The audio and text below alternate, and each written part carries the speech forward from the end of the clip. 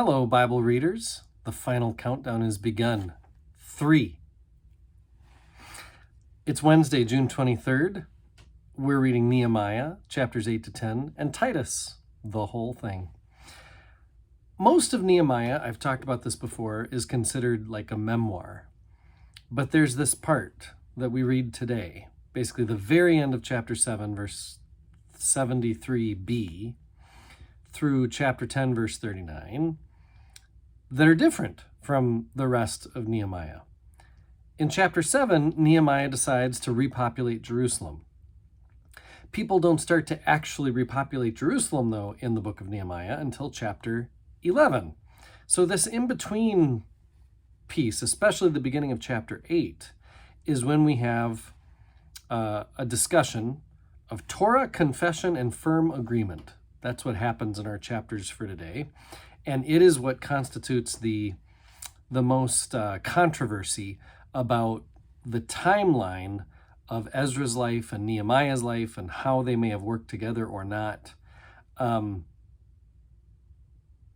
Ezra gets back into the story here as the lead character in this part of Nehemiah in chapter 8. Pretty confusing. I'm going to read this part of my Lutheran Study Bible. That's my Lutheran Study Bible. And it says, what about Ezra's role in the book? Some scholars think it odd that Ezra would have waited 13 years to read the Torah to the community. Because if there's a lot of in Nehemiah, it was this day of this month of the year. And if you actually follow all those specifics, you would actually have Ezra saying, okay, I'm going to read the law, because that's what Ezra does. And according to Nehemiah, then, the dating of things, it would have been like Ezra waited 13 years, which would be strange. So then some scholars are like, well, you could read it to say, instead of it saying Ezra and Nehemiah, it could be read Ezra and the governor, which could have been a different governor. But over time, editors of these books may have just put in Nehemiah because he was the most famous governor. And so maybe that's where the confusion has come in over time. Blah, blah, blah. Okay, so many scholars would place the account of this event, the reading of the Torah, in Nehemiah 8 immediately following Ezra 8. The same scholars would doubt that Ezra and Nehemiah lived and provided leadership during the same period. However, there's no evidence that Ezra somehow evaporated and the unfinished Torah, book of the law, that he brought with him from Babylon would have needed continued work by him and his priestly colleagues in Jerusalem.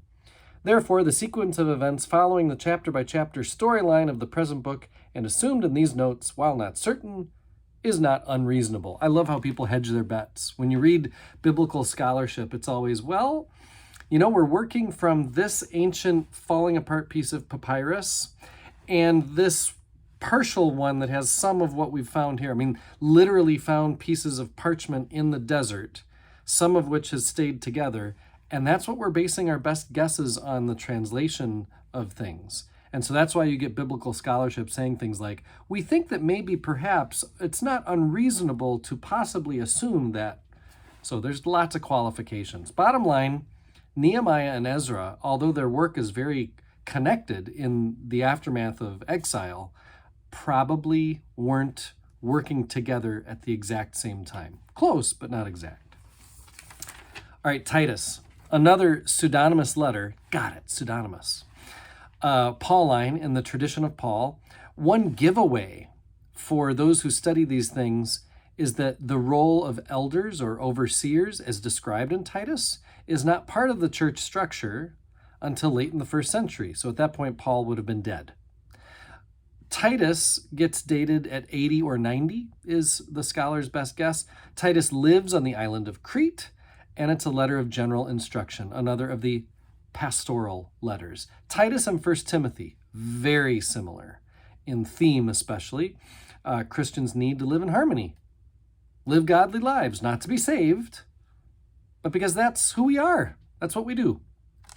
I am one with my God. My God is with us, all of us at all times and in all places.